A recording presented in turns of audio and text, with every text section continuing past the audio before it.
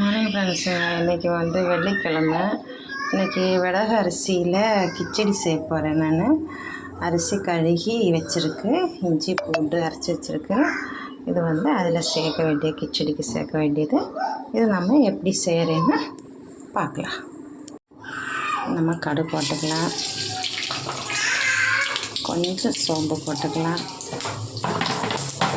நம்ம இதில் இருக்கிற எல்லாத்தையும் அதில் போட்டு அப்படியே வதக்க வேண்டியதான்.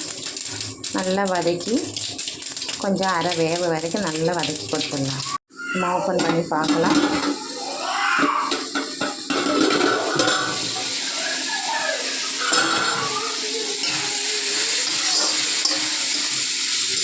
அதனால் நம்ம இதில் கொஞ்சம் இஞ்சி பூண்டு போட்டுக்கலாம்.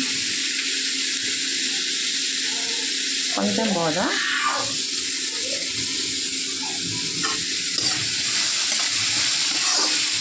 நம்ம இதில் கொஞ்சம் சிக்கன் மசாலா ஒரு ஸ்பூன் போட்டால் போதும். வேறு எதுவுமே நம்ம இதில் போட வேணாம். இதில் ஒரு 5 கிளாஸ் தண்ணி ஊற்றி தண்ணி கொதித்த அப்புறம் இந்த வடக அரிசி நம்ம இதில் போட்டு அப்படியே மூடி வைக்க வேண்டியதான்.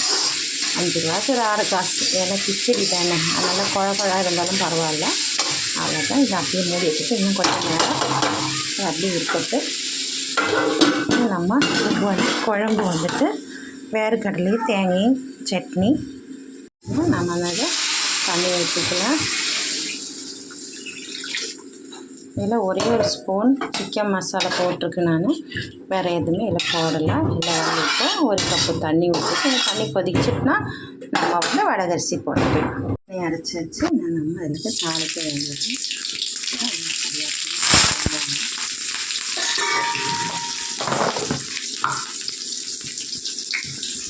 சட்னி தாளித்து வச்சு சரியான